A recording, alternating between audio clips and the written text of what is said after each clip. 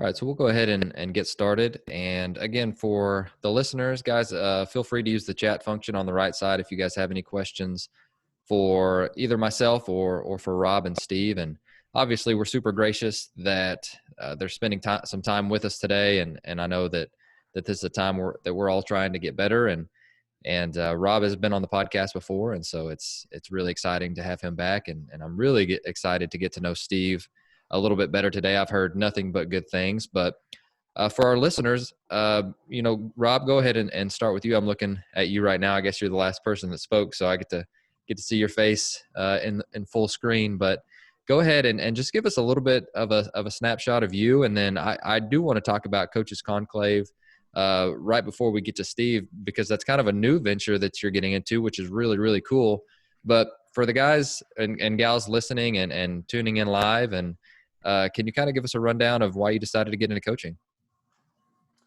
Yeah, so first of all, it's great to be on here again, and very appreciative of everybody joining, and really excited about doing it with Steve. Steve and I have known each other for a little while, and the respect I have for what he's done in his coaching career. I've learned a lot from him. So this is a cool thing for me to be a part of today. You know, I was very fortunate. I grew up in Sacramento, California, and right in my backyard, the junior college that I went to was Sacramento City College, and my head coach was Jerry Weinstein. So I was extremely fortunate that one of the,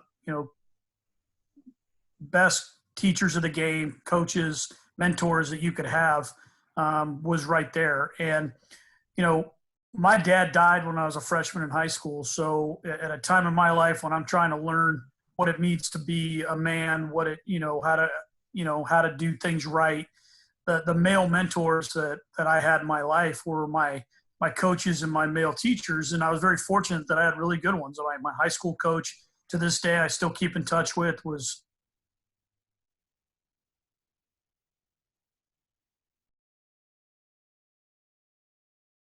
everything he did for me. And then when I got to Sac City, what Jerry Weinstein and the coaches there did, I was not a very good player at all.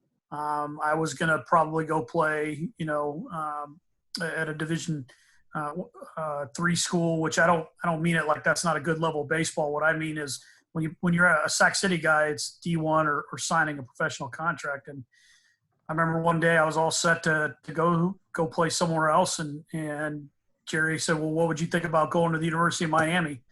And I didn't think he was talking to me. I thought he was talking to somebody that walked in behind me. And the truth is that he's like, you want to be a coach, and I think he had coached at Miami.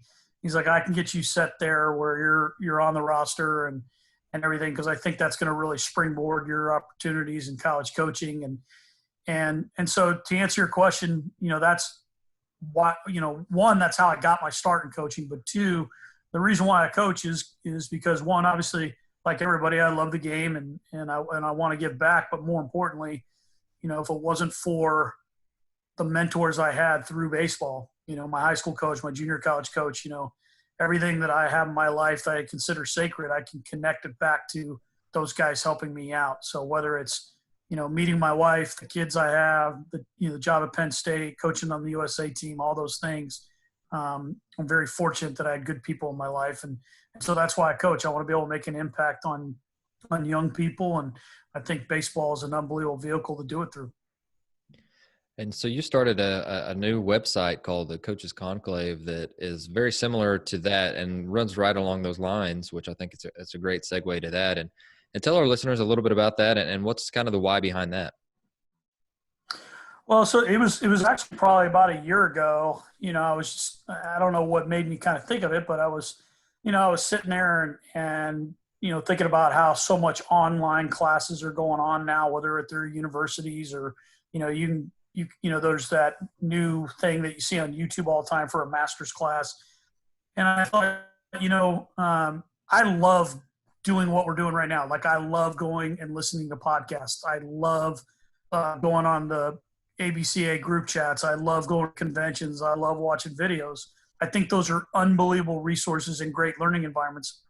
However, I think that in those formats, a lot of times there's so many people that you can't really follow up with a question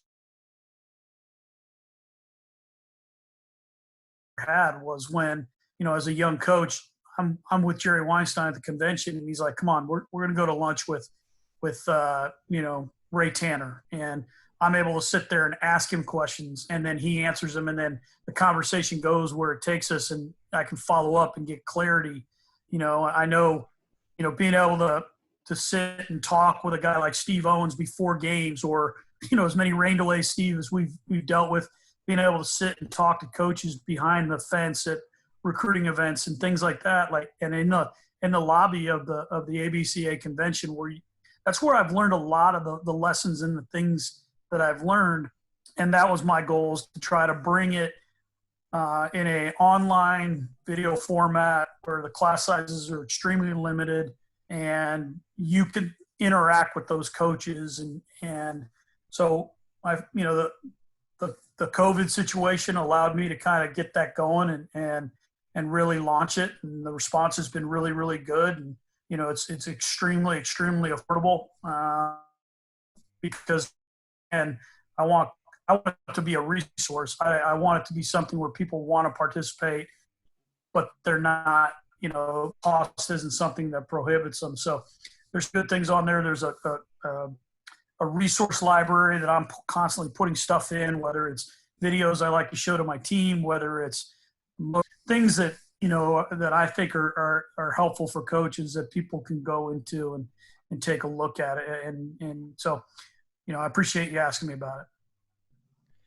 Of course. So I'm going to kick it over to Steve. And Steve, again, I've seen you from afar, and I know that you just took over the Rutgers job this year. And so before that, you were at several different stops and had a ton of success. And so what was your why in getting into coaching, and kind of, again, with a short snapshot of your baseball background? I know that that you've been at several stops, and then again, this was your first year at Rutgers. And so just kind of give us a little rundown of where you came from and why you decided to get into coaching.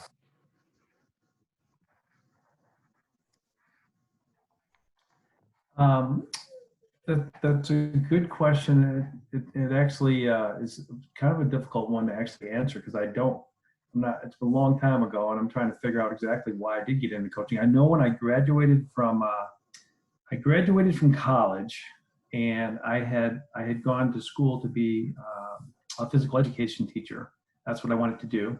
And then I was fortunate enough to get drafted in a later round by the Chicago Cubs.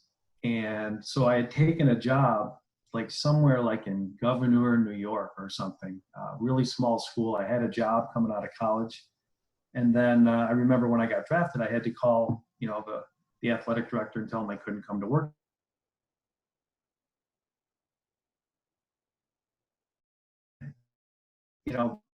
That was not a long, and my college baseball coach, Tom Fay from St. Lawrence University, and he hooked me up with a grad assistantship at Ithaca College. And I was going to go there and get my master's degree, and then I was going to coach under Jim Butterfield, legendary football coach, and had a tremendous program, and George Valcente, who was the baseball coach at Ithaca College, while I did my master's work. And I was working at a fitness center in Syracuse, about to get married, or I think maybe I already was married, I can't remember. But just jumped in the car, went down, got an apartment, and showed up at football camp. And I was, I'd never coached before, but I was in love with it right away. If you're a football grad assistant, you work like 100 hours a week, and then you still got to go do your classes, and then you still got to find time to have fun too, because you're still a young guy. And it was very, very cool time, going from football season and then right into baseball season.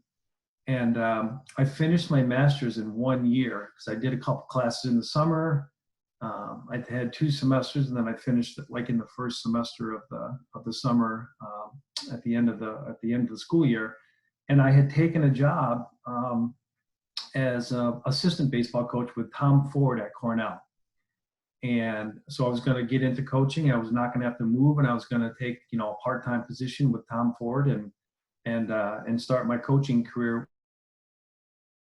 And the baseball coach at Cortland position, it was a dual position, and it was a football and a baseball coach. And then that person moved on, and the athletic director separated the football coach and the baseball coach position. So there was like a .33 position open at Cortland for a head baseball coach. I went up, met the guy, interviewed like that day, and he called me like the next day. I think it was like the end of the summer, and they were like, we need a coach, and I want to go golfing. So this guy sounds good. Let's hire him. And so I got a head coaching job when I was like 24 years old. He brought me out to the field with one key, showed me the equipment shed, which was literally a shed. There was one green like Army duffel bag full of helmets and a couple bats in there, and that was it. And he said, "Here's the key to your office, and we'll see you in the fall." And that's how I got going, and I loved it. I remember like some of the first things that I did. My field was brutal. Some of the first things that I did was I took a fertilizer spreader out and tried to get my grass green. And the fertilizer spreader that I had was in the apartment. I didn't buy it. It was in the apartment complex I was living in. And it had holes had rusted out holes on one side. I really didn't understand fertilizer. So I bought all these bags of fertilizer, and I went out and I fertilized my whole entire baseball field with like a 3-foot wide fertilizer spreader. And like a week later, I had burned holes on I burned stripes in the entire field. It was already in terrible shape, and I ruined it. I burned holes in some, and the whole field was a mess. And then I worked on it all summer long, and all fall I tried to get, I was painting dugouts and trying to edge weeds and do all kinds of stuff. But I learned a lot about field maintenance, my early times at Cortland, and I actually carried that to Lemoyne with me and Bryant, because I've always had a grass field. Now I have a turf field, which is really nice because I don't have to do that stuff anymore. But I just got into it, and I loved everything about it. I had players that were actually older than me my first year. So that was a little intimidating too, because That's crazy. I was in charge of these guys, and I had a couple guys older than me. And so I got going with it. I loved every minute of it. The good parts, the fun parts, the bad parts, the hard parts. I've been very fortunate to have tremendous players play for me and tremendous assistant coaches work with me, and parents, and just, it's funny, these Zoom calls, now that we're all at home a little bit, I've had calls with guys from 1992, and then I had calls, last week with guys from Lemoyne, and it's just, it brings back such, fond memories of coaching those guys, and they love roasting you and getting after you with all the old stories of all the things that you did to them and for them and with them, and they don't forget anything. That's the thing that I'm really learning right now, is these guys from 28 years ago call me, and they don't forget one thing that you said to them. And so I certainly understand that, more and more each year, that as a coach, we have a tremendous impact on our players, both on and off the field, and we're a big role model for them. And so, and they're like a sponge. Like, they take it in, even if you think they're not listening, they're listening, and it's very fond to them, and they appreciate it. And so I got coaching. I love sports. I love to compete, and then I love everything about it. I love getting on the bus. I love getting on a plane. I love going out to practice.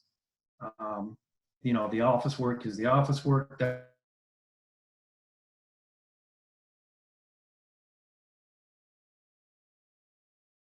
hard parts that you can get to go out and do. I still have the exact same passion I feel that I had, when I first started a long time ago, and I'm hoping that I can, keep that fire going for a few more years and do something again down here.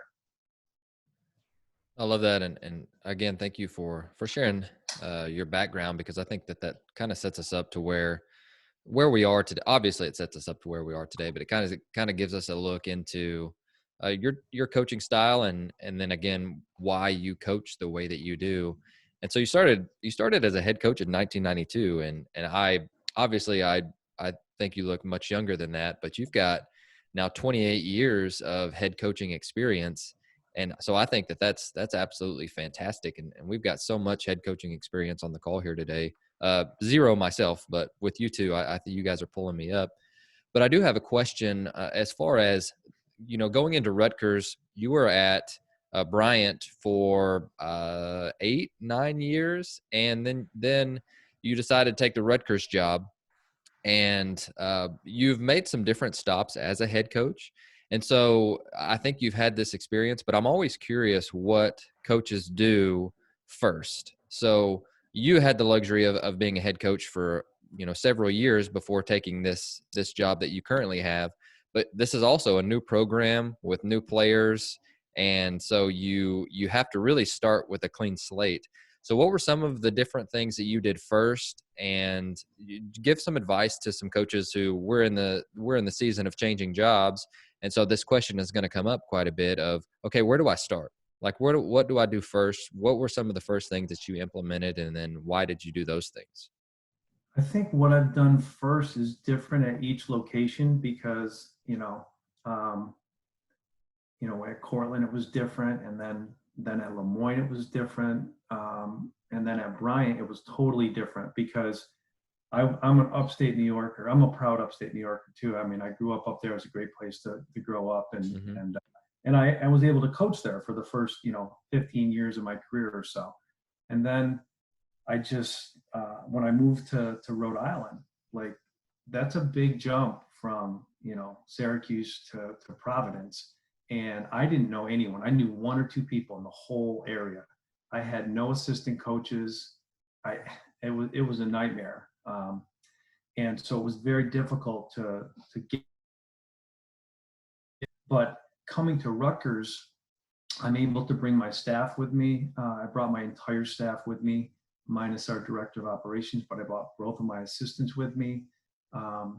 And I think I had some familiarity throughout through the interview process. You start researching the roster, the history of the program, things like that. So you've done some research when you get here, and then it's like you're like a sponge. It's like you're exploring everything. You have to learn your players. So the hardest thing on the transition for me was saying goodbye to my players that I recruited, that I went to work with every day, whether they were freshmen, sophomores, juniors, or seniors. That's really hard. Everyone that's in this room that's a coach has done that, or if you haven't, at some point you will. It's not fun. So I tried to do that with as much class as I could. And then, my boss at Rutgers, or the president at Bryant, Ron Makeley, I had breakfast with him like one of the last days that I was up there, and he said, he told me, he said, it's okay. It's okay to look back, just don't look back too long. And, I kind of took that to heart, and I felt like I had left everything in the right way. And then it was time to go forward. So you got to dive in like 100%, and you just got to go to work, and you got to grind it out, and you got to figure out your players first, because that's the most important thing in the first year.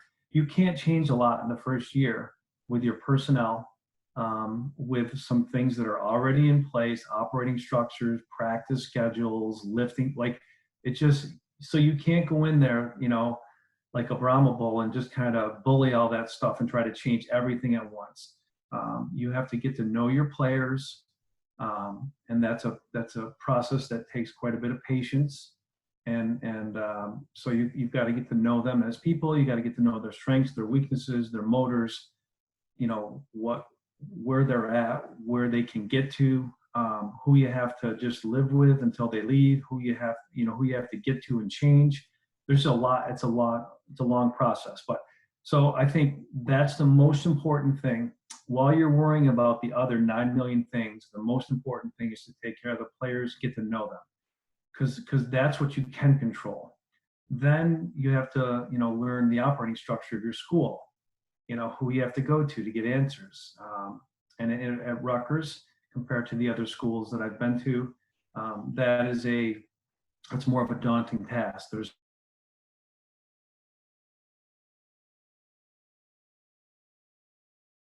We have 40,000 students and there's moving parts. So little by little, I remember thinking, yes, I'm finally going to go somewhere where I just coach baseball. That's awesome. I just have to coach. And then like the first 2 months I was there, I was in a meeting every single day. Sure. I had a meeting with this group. I had a meeting so we have so many more people helping us and part of the athletic program.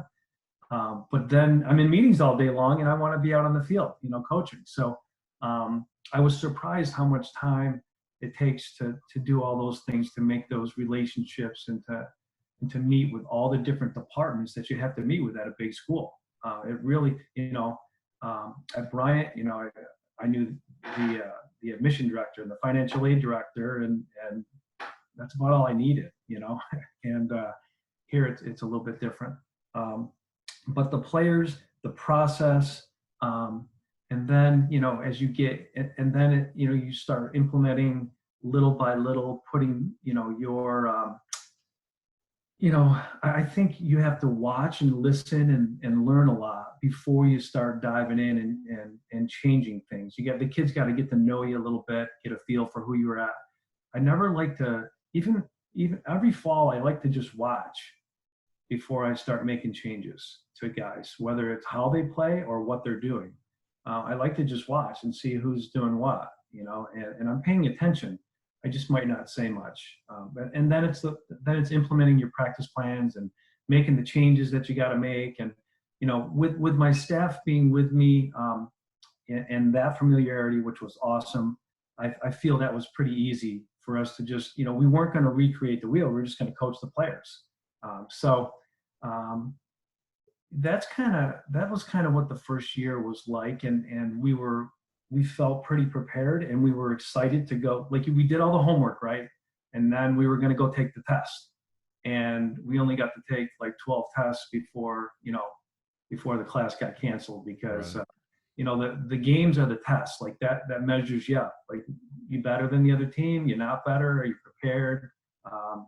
And those are the things that as a coach I live for. Like, I love practice, but I love the games even more. Once we start playing games, like, that's my favorite thing. I love coaching the games.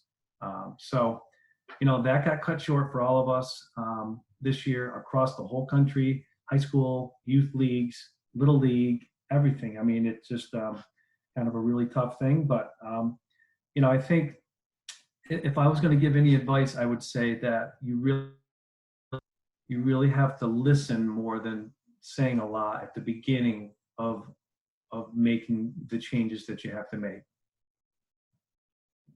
I love that answer. And Rob, you've been at Penn State now, I think 7 or 8 years. I think 2012 or 2013. Is that about right?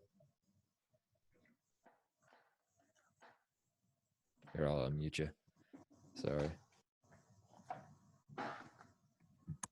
Just a second. Yeah, so I got the job in the summer of 2013. That's right. Okay. So now you've kind of established what you feel that it's important. And so it's a little different side of the coin than what Steve is going through, because he's trying to set the foundation and you've already got the foundation set. Now you're continuing to try and add layers to that. So tell us a little bit about that process, and tell us a little bit about what you've been doing lately to either hold those guys accountable, the different layers that you've added, or things that you've changed in regards to either the culture or the environment over the last couple of years. Well, I think, every coach kind of has this vision or script that they hope that they can kind of follow to kind of build a program. And I think what Steve said, as far as, it's different wherever you're at, because it's a different situation. When I was at Wright State, I was the first time I was a head coach at State to help build that program that I've done here at Penn State. I think, again, you have to learn the situation. And some of it you can only learn by going through it and actually doing it and actually seeing it. And so mine right now is kind of the tale of two halves almost. And what I mean by that is, the first 3 years, I really felt like we were on pace, doing some good things, on the recruiting trail. We were mending some fences. We were, finding some players. We were doing some good things there. We were building the culture, from within, and we were getting good buy-in from the kids we inherited and everything as well. And so, but then after year 3, I made some mistakes. Like, I made some mistakes as far as I probably felt like we were going along and didn't really need to maybe be as attuned to certain things.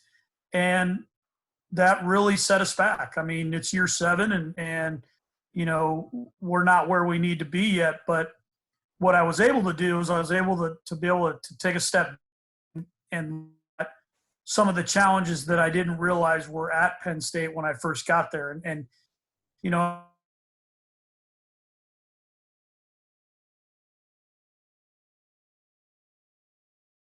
what some of the hurdles are. And so some things that I would have never asked would have never had asked about taking the job, like, little things, obviously Penn State and Rutgers are two really, really strong academic schools. Well, where our kids are only allowed to miss 8 class days. And that sounds like a lot, but the closest Division I school to Penn State is Bucknell, and they don't have lights. We have to leave at noon in order to play, a 6:30 game if we want to take BP and do a normal routine. The closest airport that we can really fly out of as a team is 2 hours and 45 minutes away. And so when you start putting those things together and not realizing that ahead of time, and you just kind of go, okay, I'm just going to go at this thing the way I normally go, and you don't put that into it. Well, we had to change some things, and so we did. We started, I think we use the word culture a lot, and there's a reason for it. You're going to have a culture regardless. You can have a strong culture or a weak culture, and having tough-minded, competitive, low-maintenance athletes, kids will win anywhere. It doesn't matter where you're at. But understanding the dynamics of Penn State, where we're located, the academic portion of it, understanding that Penn State's a pretty special place. Like, the kids that go there, they're going to the greatest football games in the world on Saturdays. They're in a small college community, so it's a great college environment, and they're getting a world-class education. So, again, this sounds silly. It wouldn't matter where you're coaching at, but you got to really, really make sure that you find kids that really, really want to compete. And we've gone back to how basically we recruited at Wright State. Instead of recruiting kids, right after their freshman year, I mean, we're holding off. Like, we're waiting to see that kid get a little bit older, mature a little bit more, get a better feel for who he is. And then the payback we're starting to find is, one, we have a better feel for who they are as human beings.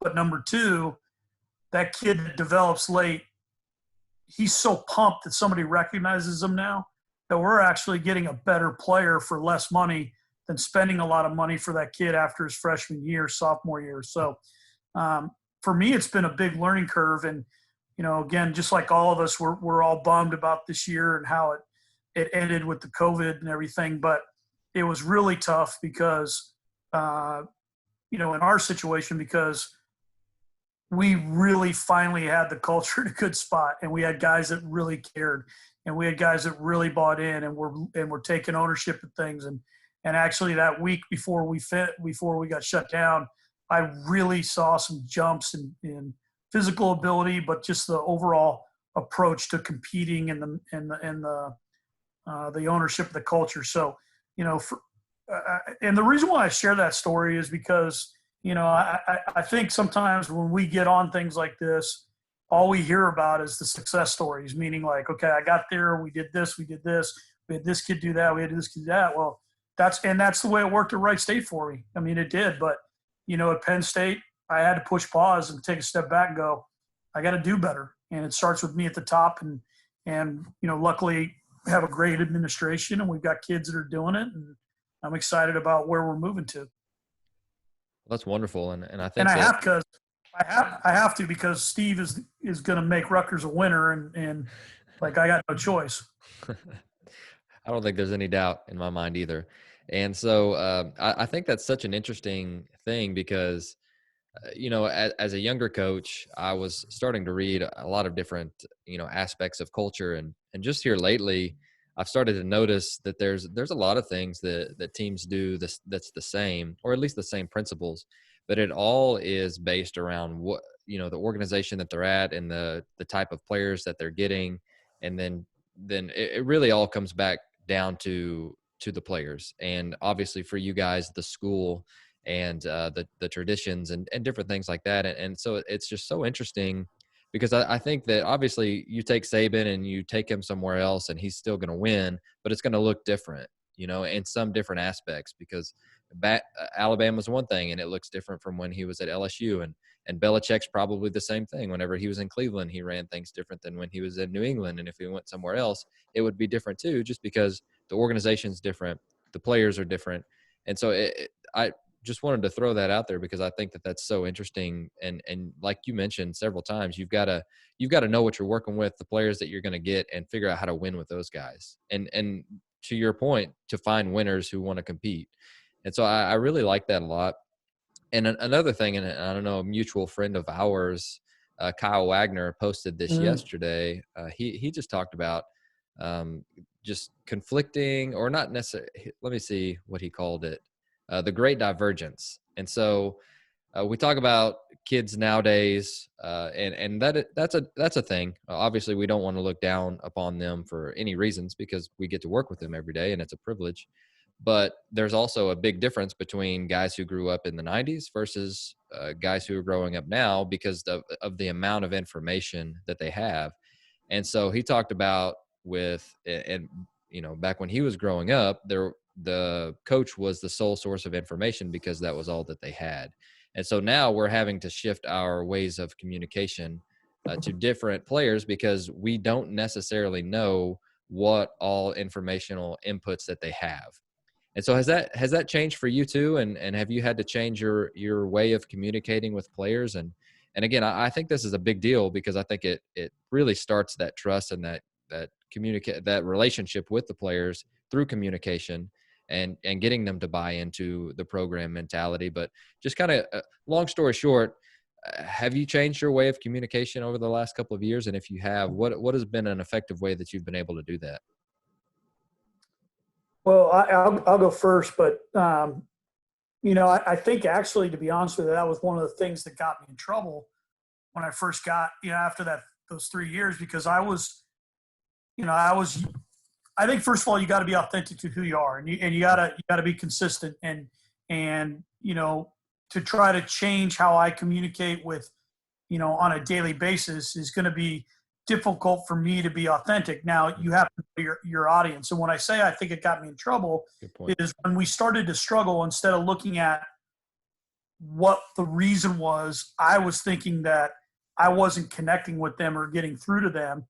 And that's always, and I don't mean this in a braggadocious way, but that's always been a strength of mine, is I've always been able to, and I think Steve said it really well, where, you observe each kid, you get a feeling for what motivates them. Like, one, how do they learn best? Two, what motivates them? What's their fears?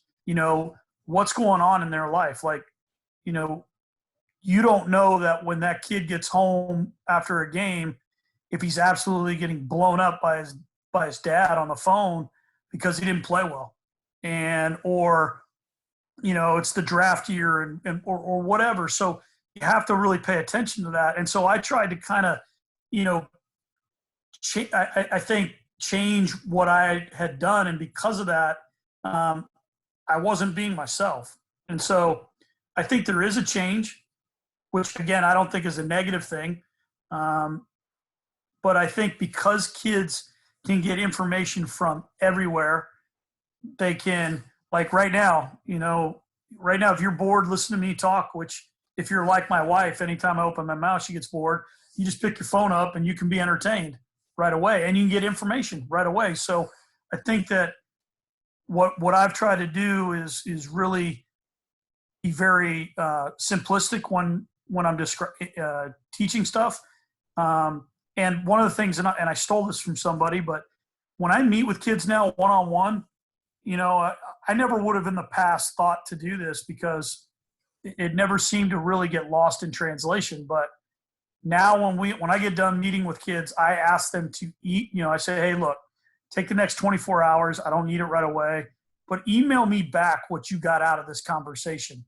And it's helped me in a couple ways. One, you'll sit there and you'll read it and go, no, that wasn't what I was trying to get across. And so one, you can sit there and go, am I articulating this right? Am I giving it in a way that he can digest it?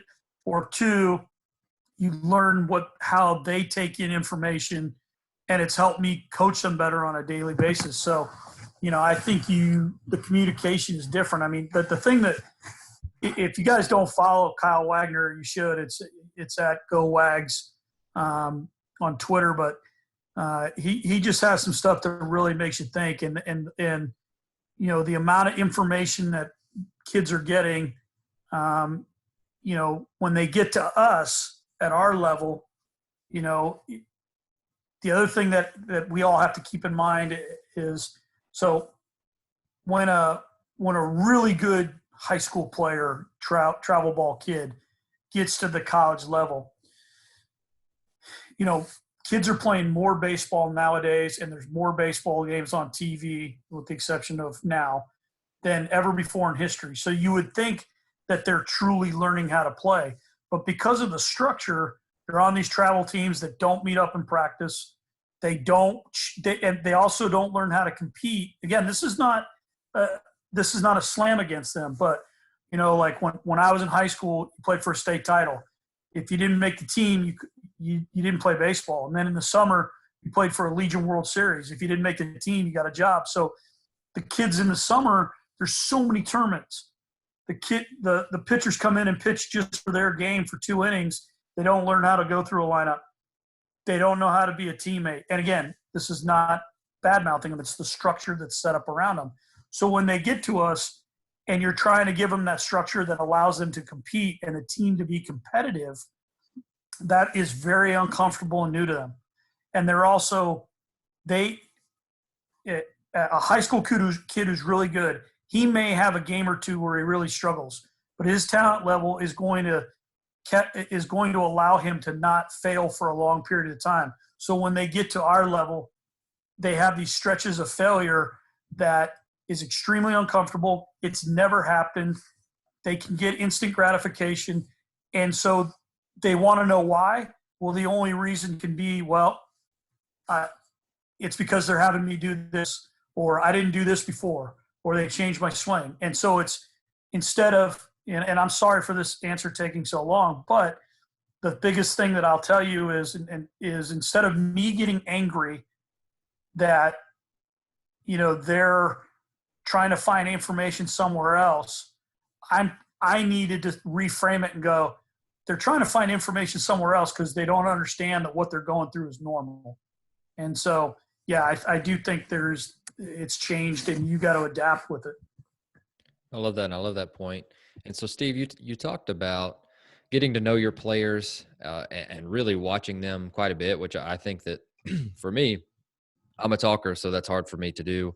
And so I've been really working on that and not necessarily giving advice, but more of just getting to know them better. And I think that that's fantastic. But also, one thing that I've been really trying to search and dig into is really getting them to motivate and to own their own career. And so we talk about that quite a bit. We want them to be their own best coach. We want them to own what they're doing. And so what's been the best way that you found to be able to do that? Is it giving them freedom within the constraints of the team? Is it communicating with them? Is it letting them do some different things that they want to do, but again, with respect to the team? But what have you found to be a good mix between that and to really, again, to motivate them to become better, but also to help the team win?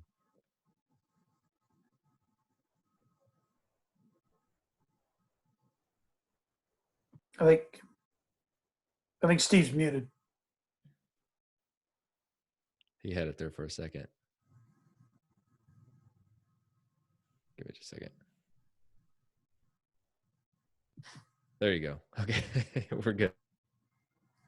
Am I good? You're good, brother.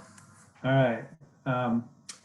So those things, communication, style, all those different things, really, really important. And I feel like that's the biggest part of our job, in a lot of ways is being effective communicators within your own style. I think Coop's right. Like if you try to do it the way someone else does, I mean, you got to take some good stuff from other people and you got to put it, into your own style. But if you do it differently than who you are, it's not going to work. In my opinion, it's just not going to work. Like I have to coach like who I am, and I'm not changing. The players can change. I'm not changing. Like that's the deal. So I have to adapt and change. Each of us as coaches, if we're going to coach for a long time, and even if you're going to coach over a 3-year period or a 4-year period, there's a lot of adapting and changing that takes place. But the intrinsic stuff and the basic stuff of who you are and how you roll shouldn't change, in my opinion. If that changes, then I just don't think that's the right way to go about it. The players should want to come into your program to be around you and to be part of a culture and part of a system that they embrace and they want to be part of. And that happens when you're able to stay at a place for longer periods of time. And then once you're there for a few years, everyone in there you brought in, you're responsible for. So getting the players to own their own career, I feel it starts with the recruiting the right kids that are self-motivated. So we all have kids that think they're going to be top 5 round picks. We have kids that want to play professional baseball. We have kids that are just there and they just love being part of a team. We have kids that accept their roles as being a role player. We have kids who, there's all different types of kids in your programs. We have 35 guys. Not all 35 are going to be pro players. I mean, when we're giving scholarship money to a kid, that's one of the criteria is, hey, I want to hear they want to be a pro baseball player. They don't want to be a pro baseball player. That's great. We can still recruit that kid. I just don't want to give him scholarship money because I don't know how if he's going to do all the extra work that it takes to be that level of a player. So the answer to that question when I ask him is, do you want to be a pro baseball player? Is yeah. I think anyone that I want to recruit should know that answer by the time they're 12 years old. Yes, I want to be. And so then they do the work on their own. I don't feel it's my job. I mean, as a coach, we have to be an effective communicator and we have to be a motivator, obviously.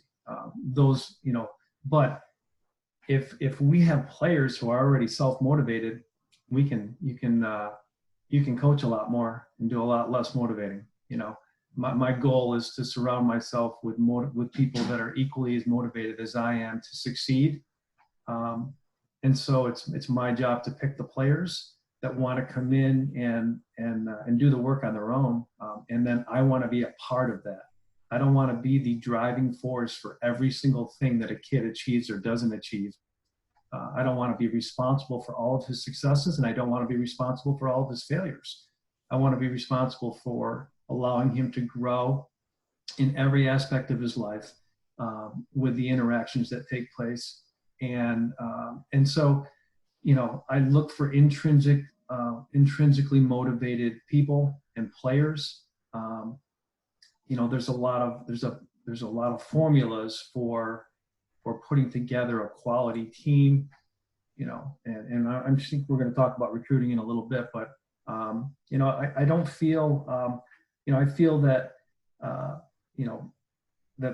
that's something, helping players with their careers is something that, it's not just one thing that you can point to, but, I'm not sure if I'm answering your question, in the context that you put it, but, I feel like motivation is the part of player selection and not something that, that I don't think I'm doing a good job if I have to motivate every day, so.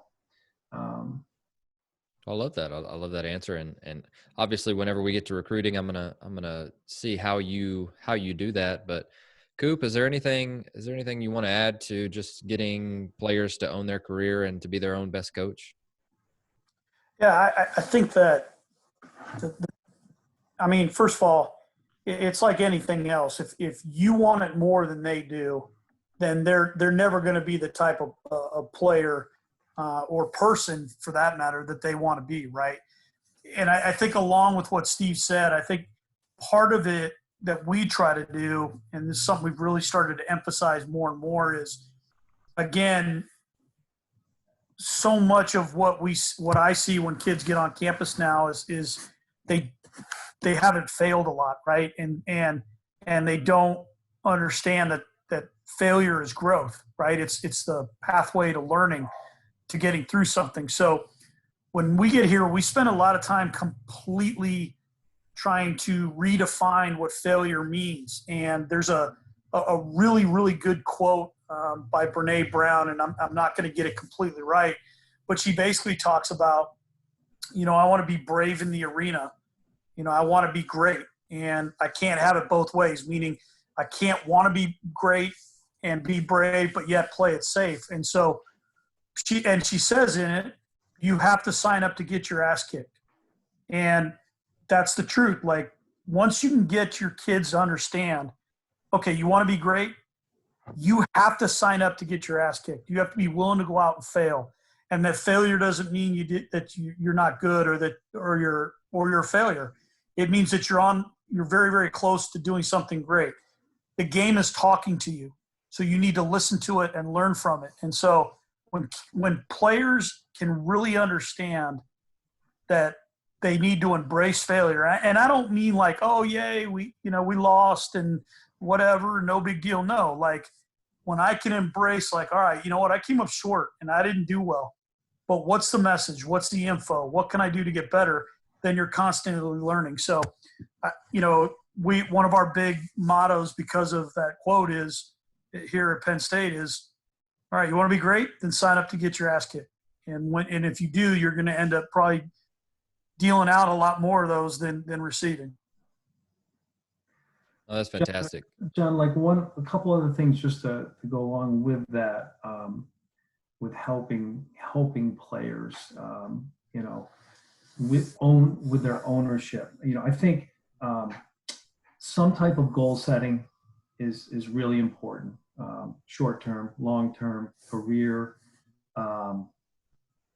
So we try to establish goals. I don't feel like, I think we're a goal-driven society, and so I think it's a good idea to have goals. And I'm not a sports psychologist, but I feel that a goal-driven person is much easier, to coach. And I want someone that has goals and aspirations.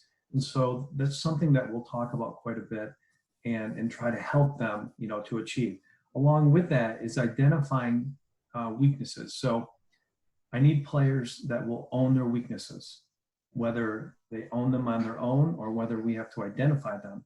And now you want to be a stud, get rid of your weaknesses. We're gonna embrace your strengths, and that's how we're gonna play with our strengths. But get rid of your weaknesses and fix them. Don't run away from them. That's being self-motivated. That's taking ownership. Like, I'm going to fix them. Okay. I'll help you, but you got to own it first before we can fix it. Extra work. Don't look for a pat on the back for doing extra work. It's expected. It's your job. It's who you are. If you want to be an elite player, you shouldn't, that should be something that's a basic tenet built into your program. The other thing that I've always done, and I'll continue to do, is to challenge the best players the most. So they don't get a free ride in my program. The best dudes get ridden the hardest in every aspect, every aspiration. They make mistakes, they're going to get corrected. And sometimes I get after the best guys the most. I tell them why too, because you can handle it. And if you can handle it, then everyone else can handle it, And so I always challenge, our best players the most. And the other thing that I've tried to do, and sometimes you can and sometimes you can't based on the chemistry, is, your incoming very high profile or good players that you have, big time goals and aspirations for. I try to put those guys with somebody else who already has those characteristics in our program. And, so the hot shot shortstop coming in, he's going to play with the junior shortstop who, got beat up as a freshman, but now he's a stud and he's on the verge of being a pro player. And that's your catch partner. That's your lifting partner. That's your roommate on the road. You don't get to hang with your boys who are, who all live in your off-campus apartment or your suite. You get to live with this 18-year-old kid on the road, and you get to teach him. And he gets to listen to your conversations with your parents and your girlfriend in your room, and you have to teach him. That's part of your job, to help us become a better, more complete program. Your job, you're based on not only how good of a player you are as my junior shortstop, but whether you get this next kid ready to either be your double play partner as a second baseman or get him ready so that when you sprain your ankle, he's got your back and he's going to help the team win. As a freshman, he's going to be ready. Okay. So those are things that I think, I think those are ways for players to kind of own their own career and kind of get to another level. I love that. And it's almost like a small mentor program, even though you're competing against each other, which is really cool because, again, we're all baseball players and we get beat down a lot. And so having someone that we can ask that has been there before is super, super effective, I think. And it's something, to your lines or to your comment, Coop, earlier about, getting our ass kicked. I think it's so easy for us as coaches to say that. And I'm speaking to myself whenever I say that, just because over the last maybe 2 weeks, I've been doing a lot of research on just how the mind works. And one of the things that really stood out is there was a research project done with teachers. And when students actually see the teacher growing and struggling and overcoming, they're a whole lot more motivated to do so. And I know that practice what you preach has been a big cliche and really a model to live by. But look, that hit me square between the eyes because, I don't want to appear vulnerable to them. Going back to Brene Brown, I know she's big on that. But it's a whole lot easier to say it than to do it. And I just wanted to throw that out there as a challenge for myself, really, to the listeners and to you guys, just because I have a hard time doing it, and it's not something that's easy. But another thing that we're constantly striving to do is, obviously we want to grow leaders within the program. We want to get them to own their own career. And so you two, I think you've got a really cool dynamic because you've gotten your friends and how each other coaches. And I'm sure you've stolen some different things from each other. But Steve, I want to ask you first, what is something that you've stolen from Rob that you, or something that you really respect that he does and that he does really well? Yeah, so Rob and I don't even know how many years it goes back, and I don't even know when you were at Lemoyne. Right, but I'm trying to figure out when we if we played a series once, and then that's kind of how we got to know each other, or if it was with the USA baseball thing in the summer, and then we got playing each other after that. I don't even know, but I know we played a lot over the years. Like played in Cary a bunch of times, went out to his place a couple of times, and then he's always reached out on the phone, and so I think like some of the, I'm not in his coaching tree, but I think, some words, I wrote down a couple words that just, and these aren't specific baseball things. These are just things that, that I kind of wrote down when you scripted that question. It is, I think Rob is a very genuine person. And there's not, you would think there's a lot of that, in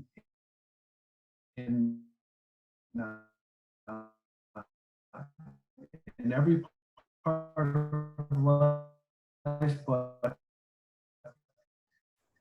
it doesn't happen that often. Okay. And you're competing with each other. He's very genuine. I've taken from him is the ability to separate friendship from, because we're all doing things. When I was just starting to travel quite a bit at Lemoyne and play some different teams, we'd go to Rob's place, and he and I would go eat breakfast, in the morning. Then we'd have a lunch maybe the next day.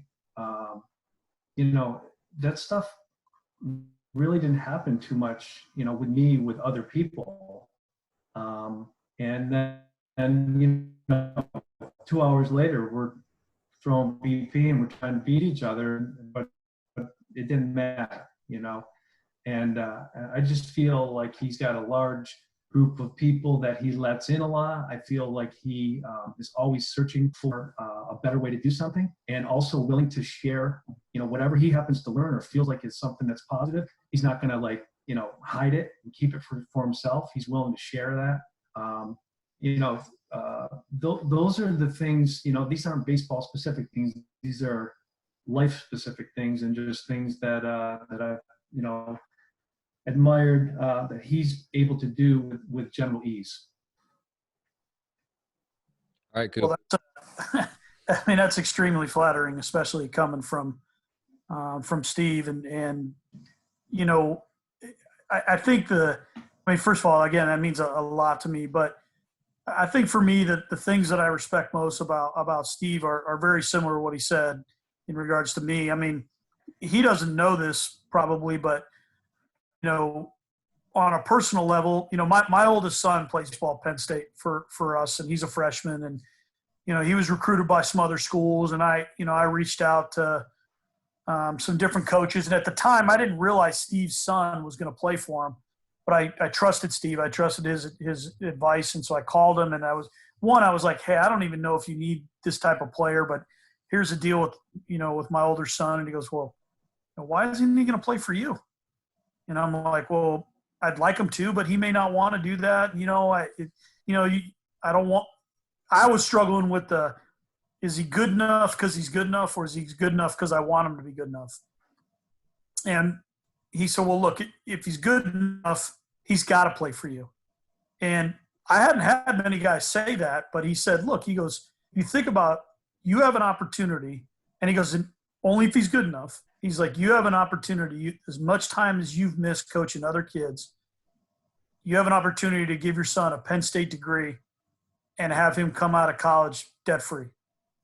And it was a great baseball thing too, why it's smart, but it was more of okay, you need to look at this as as a person as well too, and everything. And so just his ability to look at different things, the way he treats people, the way when I first got to Penn State and we were recruiting some guys, I got a text from him saying, man, you guys are on it. You're everywhere. And that means a lot because you watch the way he works. When Jonathan, when you and I were talking about bringing a guest on here, the first person I mentioned was Steve, and it was because, like, it used to irritate me when people would talk about all these great coaches out there, and because he's at Lemoyne or he's at Bryant, he doesn't care about any of this, but he doesn't get that recognition, but yet he doesn't care. Like, it doesn't matter. It's about coaching your team. It's about making them better. It's about competing. And that's when you're in this business and you can be around people and be friends with people like that push you to be better and that, challenge you to be a better person and a better coach. Like, you want to be around those guys, and I don't necessarily want them in our league, but, but that's who he is. He's a great coach. He's a great mentor. And he's right. Like, even though we're not in the same coaching tree, he's a guy that, I'll pick up the phone and I'll call and, hey man, what do you got on this? Or what do you got on that? And it's always extremely good advice that comes from the right place and someone you can trust. Oh, fantastic. And I love to hear that, just because, again, we don't brag on ourselves very often, but I think other coaches notice our strengths, and especially whenever you're competing against each other quite a bit. But as far as recruiting goes, I know we've hit on it a little bit, and Steve, I'm gonna throw this back your way, because you talked about finding guys that are intrinsically motivated. And so is that when you go watch and play, is that something that shows up in a game, or are those conversations that you have with his coaches and maybe his teachers? And also, what are some other things that you look for on the recruiting trail, as far as, like, they check these boxes, these are the guys that I want for our program? Recruiting to each place is different, based on finances, resources, who you're recruiting against. Spending your time in the right places instead of chasing things that you can't get, or you got to utilize your time properly. You have to reestablish, your networks. You have to know, you have to try to get the best player that you can, that you're supposed to get. And sometimes you get them better than that, but you can't settle for less than that.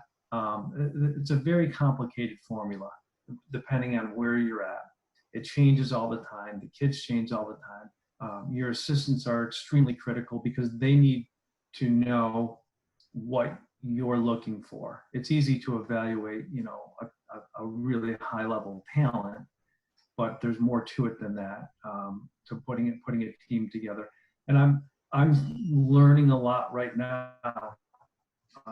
I've had to learn at each step of the recruiting process. I've been at a different place with different recruiting areas. I've always tried to take care of home, whatever home was, whether it was upstate New York or whether it was, now I'm in New Jersey. So home is New Jersey, and we got to do a really good job of taking care of New Jersey. And there's 9 million people in New Jersey, so that should be a little easier than that should benefit us. But there's no magic formula. I guess if you wanted to put some words into action, there's talent. We're in a Power 5 conference right now. I have expectations. We have to win. We have to show progress. We're competing at the highest level. You need talent. For me, the word projectability has always been a word that I talk about, and that when we talk about recruiting, because I've never been in a place where I can just go get the finished product ever. That develop and develop and develop. So, and I'm not going to lose that formula. I'm just hoping that we get a little better, product on the front end more often, because we're competing at a higher level against, elite players. So talent, projectability, the need. Don't go recruit the kid that you don't need just because he's there. Like, okay, don't go get your 6th outfielder because he wants to come and because he's really good, because now you've got a problem. You've got 6 outfielders that all want to play, and now you're short in the bullpen. You're short with a left-handed hitting catcher. You're short with the defensive first baseman. Whatever. You got to fight that. You got to fight the the need to go get something that's not a need. Toughness. I need tough players. I don't want any softies. They don't survive with me. It's just not my style. And so I'm going to try to find that. We're going to make mistakes, yes. But you can change people too. And you can acclimate, that can come out in somebody, over time or even in a short period of time. So it's something that we talk about a lot with players, in the recruiting process is, this has got to be a marriage. You got to have some of these characteristics because you're going to get some tough love here. Not always going to be smooth sailing. Can you handle it? Confidence. I need a confident player. Players who don't have confidence don't perform at a high level. You need somebody that believes in themselves, believes in the process, believes they're going to keep getting better, believes they're going to win, believes they're going to, achieve the goals. Confidence, something that's really important to me. Low maintenance. So low maintenance player is just somebody that we don't have to waste all of our valuable time that we could be helping them or someone else by always looking after them, and that could be, missing a class or not filling out the lunch form or not keeping your locker clean or not helping out with a task that was assigned to you or just all these things, so we try to have some good structure and discipline, but also some balance where it's not militaristic. It's just, hey, you got other responsibilities to be part of this team. Take care of these little things, take care of the little things, please. And kind of, I had a team a couple of years ago that was really talented. I think we had gotten a little complacent because we had been so successful. We went on some great runs, and then you just think it's going to happen. Like, oh, I got this guy back. I got this, and I got this. And this is all going to happen. And guess what? It can blow up in your face in like 2 seconds because you gotta bring it every year. So complacency happens, and as a coach, you can feel it. You might be part of it too. We're all guilty of that. So you got to fight that, all the time because everyone's motivated till you get yourself to a certain situation, and then you kind of think it's human nature to feel like, okay, yeah, well, we're rolling now, and it's going to keep rolling. It doesn't. Somebody's always climbing the mountain, so you got to instill that type of mindset into your recruits. I want winners. I want kids that pitch the state championship game. I don't care if it's at a small school level, and they win it. They're used to winning. I want players from programs where winning is important. Not to say that we can't get a great player from a losing culture. We can. We have to, because the kids can't control that. Competitive. And I'll throw like another thing in there that has been an important formula for me, and that's multi-sport athletes. Love them. I love the kid that plays football. I love the kid that runs track. I love the kid that when I got in New England, I recruited a bunch of left-handed hitters that played ice hockey, and tough kids. They pull your hockey jersey over your head and fight you. They're just that type of kid. So I embrace that. I know that they might not be the most polished players coming in, but there's such a huge advantage to an athlete that knows how to compete in different sports and wins in different sports, and his athleticism. When you take all that high school athleticism and then you put it into just a year-round baseball training, I'll take my chances on that kid getting to another level, other than somebody who's been getting specialized lessons since they were 8 years old, and they don't know how to slide because they never played football and nobody ever tried to blow their knee out, or they don't have the same, toughness as a hockey player. I've embraced those things. sometimes I'll give a kid a scholarship and he'll say, well, do you still want me to play football next year? And I'm like, yeah, I want you to play football. I want you to play football, put your bat down in August and go play football. And then I want you to play basketball in the winter and then go play baseball again. And then when you get here, we're going to play baseball year round. So those are things that have been important for me. And the final part of the recruiting process for me is, do you want to be here? Like we're obviously recruiting you. I don't want you to settle for me and us. Like, I want you to be here because you want to be here. You believe in what we're doing. And if that box isn't checked, it doesn't work too often. So those are just some thoughts on that. I love that. And Coop said that he had to run to go to another Zoom call with a medical meeting. So just between you and I, I've got one more question for you, and we can ask, or we can answer some of the questions in the sidebar. But for you, I know you've been a coach for, I think, let's see, 92. That's a long time, right? And so if you could give advice for the younger coaches that are listening, just some of the things that you've learned with your time and your wisdom over the years, if you could give advice to first year coaches now, or even your first year self, what would you change, or what would you tell yourself? Assistant coaches or head coaches?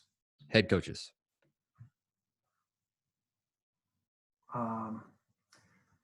I would tell them to be themselves. A lot of who we are as coaches, we take from our mentors, from the people that we played for, or the people that we coached under. I think, I know Rob's got a lot of guys that played for him that are head coaches now, and I do too. I think that's more of a longevity thing than anything else. But it's great to see those guys go out and with their own personality, then coach their team with their own personality, but then also use some of the stuff that they used as a player and that we used together when we had them with us. Mm-hmm. So I feel that there's a lot of different ways to be successful, but it's obviously very difficult to be a head coach, at a young age. I feel that, more and more now, but I feel like a lot of guys are being able to get head coaching positions at younger ages now. Like if you're an SEC assistant and that program's successful, boom, you get a head coaching job. And I feel the assistant, I missed out on some of the assistant, like the length of being an assistant coach. Mm-hmm. I think I learned some of my most valuable lessons just being a grad assistant, with how this business goes. But I think being an assistant coach is a great tutoring process, because you're also out in the field recruiting and professional development stuff, and you're taking bits and pieces from everyone, seeing how people that are successful. I think studying success and studying failure of different programs or of different players individually, having a plan that isn't short-sighted. Like I'm in a new job. I didn't even get to have a season this year, and so I'm on to next year right now because that's what I can control. Like, so I think having a plan, like, okay, this is where we're at.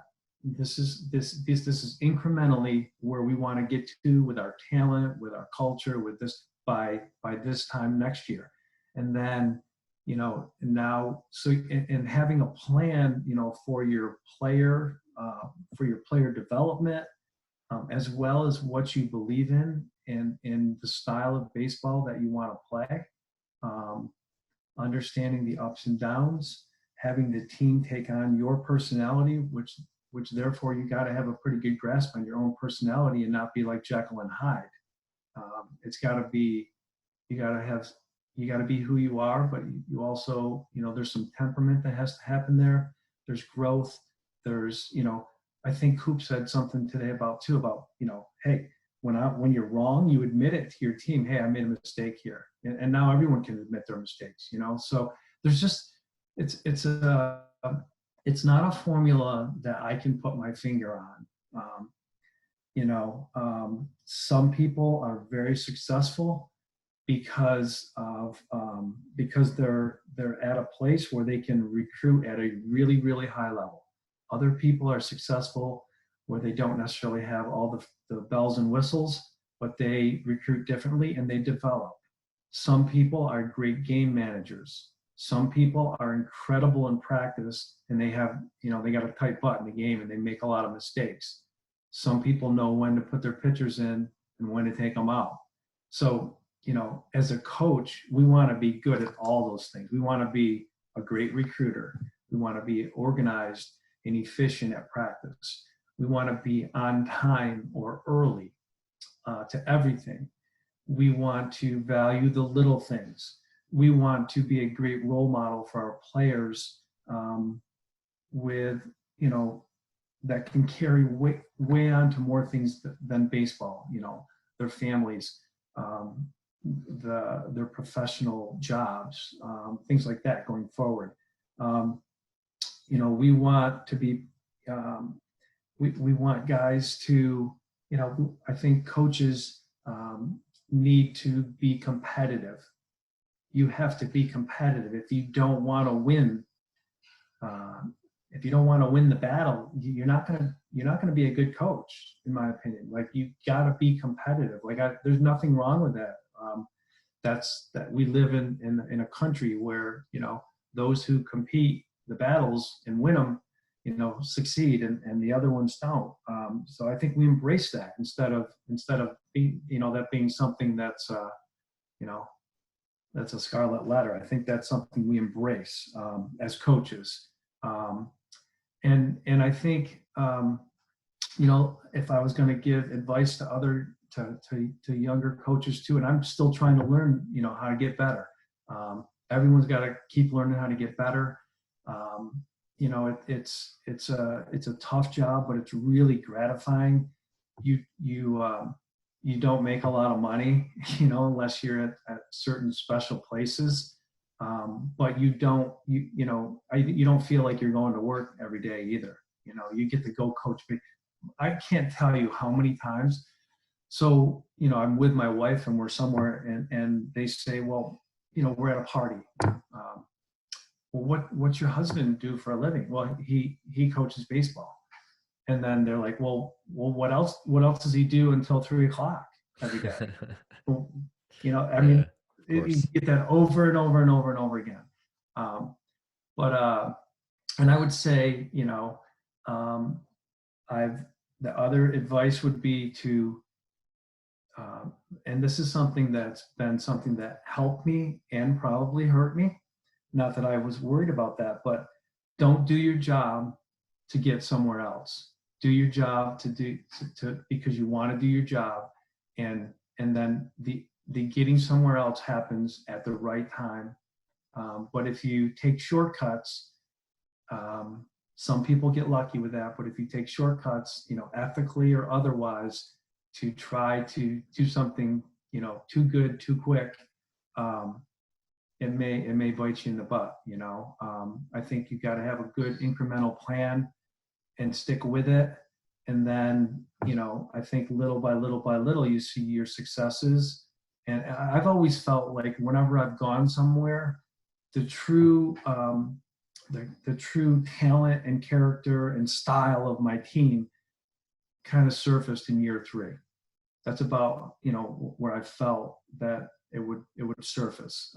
So I feel patience is important as well, even though it's a profession that it's hard to exhibit patience at time, and those are some of the thoughts that I would talk about. And again, I don't consider myself, a role model to be telling people how to do their jobs. I just know what's worked for me and kind of what I try to stick to.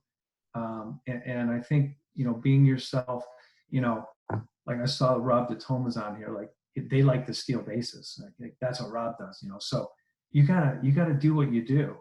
You know, you gotta play the style that you play. And I will say this too. One thing, like maybe very few guys are at a place where you can recruit the best pitchers, the best hitters, the fastest guys, the best defenders. Really, really hard to get a job like that. So we're all at other places where we have to develop and things like that. So build your style for how you're going to win that year based on what you have. So we don't always, you might have a great team and then you get 4 juniors drafted.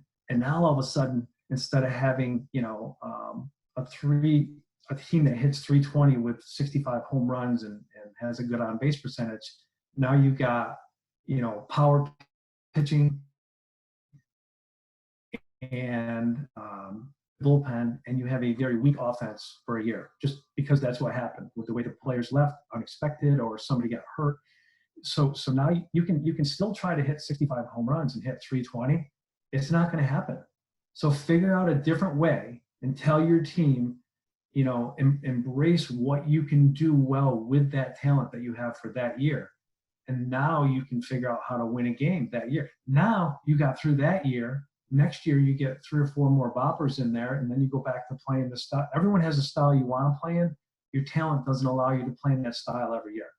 You know, if you're Coach Saban at Alabama football, you can play in that style. You know, if you're Tom Osborne at Nebraska football, you know, 20 years ago, you know, they had a style and they recruited to that style and they could get the best players. And they could just replug it every year. We can't necessarily do that in baseball all the time. So you have to be adaptable and you have to adjust how you think you can win with all the different ways you can win playing baseball. Man, I love that answer. And I think that you know, we all have those thoughts of, hey, I want to play this style. And then, like you said, different circumstances come It up gets blown up and dictate that. Right. And so we do have to be adaptable. And with respect to your time, I did want to ask the resource question, because I know that obviously your answers are well thought out. And so I'm assuming that you're well read. And so what are some different resources that have shaped your coaching career, or just if that's people, if that's books, if that's classes, whatever it is, what would some of those be? And then we'll let you off the hook here in a second. Yeah, you're assuming I'm well read. So I read a lot in college, and then I read a lot of stuff that I needed to read, and now, you know, quite honestly, I've read less, and because I'm on the computer and I have these emails to get back, and then we're on our phones, and then I'm reading, following stuff, and so I do a lot of reading every day, but it's not the kind of reading that, you know, where you'd sit there and develop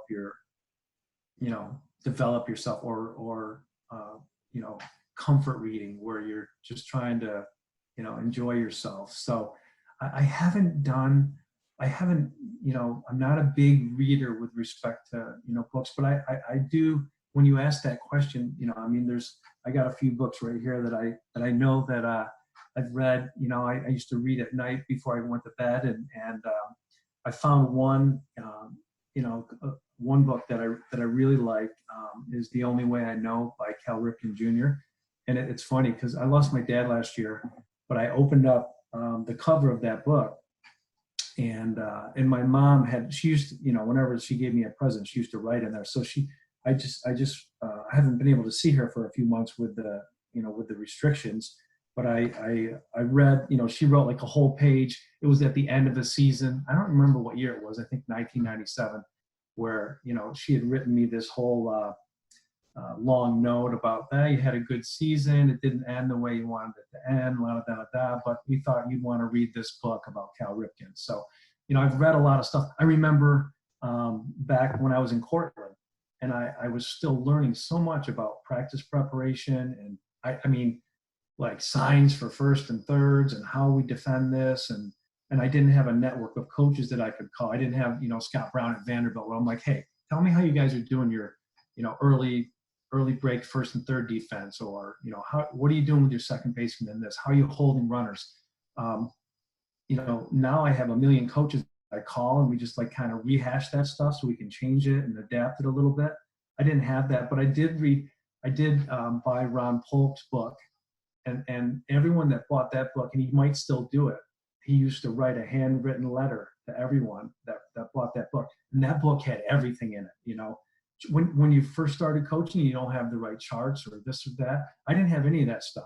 So, there was some books like that I read to learn about baseball. And then there's some books on psychology and some books on that people you admire.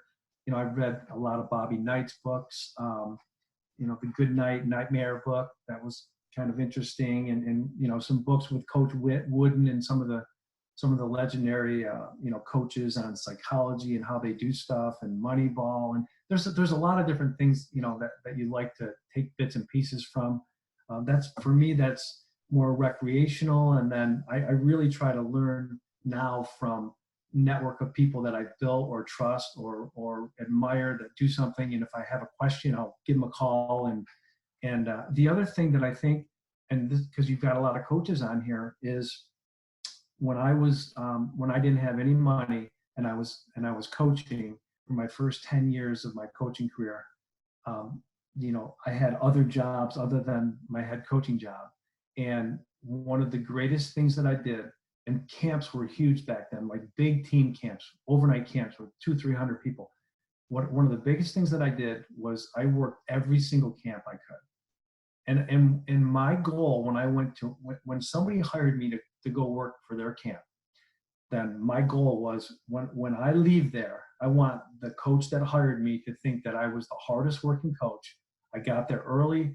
I did extra work with the players. I met the high school coaches that were there. I was working, I was recruiting and I wanted every single good player that was at that camp to want to come and play for me.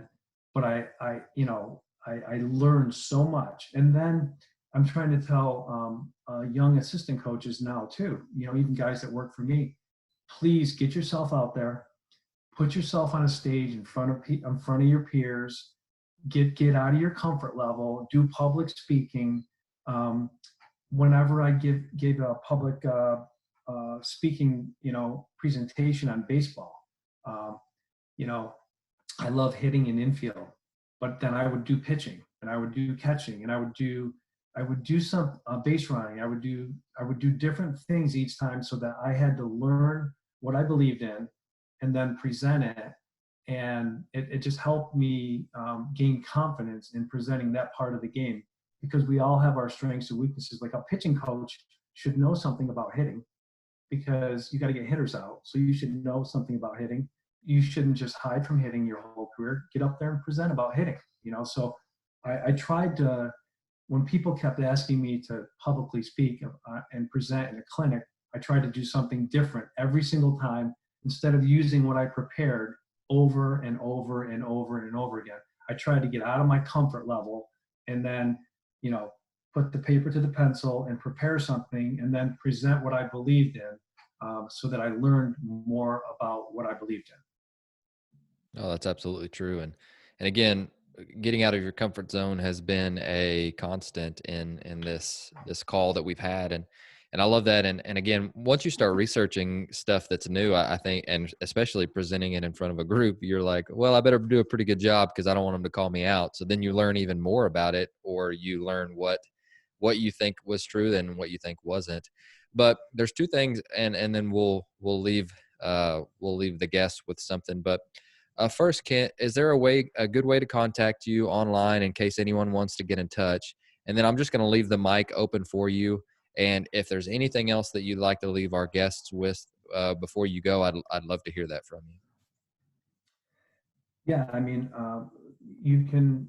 anyone can email me. My email's on the website, and I'm not a great emailer back, but I'll get back. It's probably just email me with your name and phone number. It's probably I'd rather call somebody than email them back, because I roll that way better, where I can just get on the phone and give somebody a call. And this is a good time right now because we all have a little bit more time than we would if we were out, playing baseball and coaching baseball right now. And anything else you'd like to tell our listeners before you go? No, I mean, I've enjoyed this. I've been able to get on a few of these, and I've gotten a chance. I didn't get a chance to compete against any of the Big Ten coaches this year, and I was really excited to see everybody's schools and I've played a lot of really good teams over the years, so I know we're going to be fighting really hard in a high level conference to win and to try to be competitive. But I wanted to see these schools, and it's part of the cool stuff. Like when you recruit players, like, hey, we get to go see the Big House, we get to go see this, we get to go to Ohio State and see their football stadium. Like there's some cool stuff that goes with college athletics, where you get to go see other schools and see their facilities and compete against them. I missed out on all that this year, but we have been on the Big Ten coaches, Coach Anderson and Coach Bakich have kind of organized. We've had at least one, sometimes two weekly meetings where we all get on for an hour and a half, and we're talking about a lot of really important stuff, and it's really helped me to gain some respect for those guys and to learn a little bit about them. And I'm really excited to be in that group right now because I've been doing this for a long time, and I think this is a great opportunity. I'm just excited, to get out and compete in this conference and see what we can do.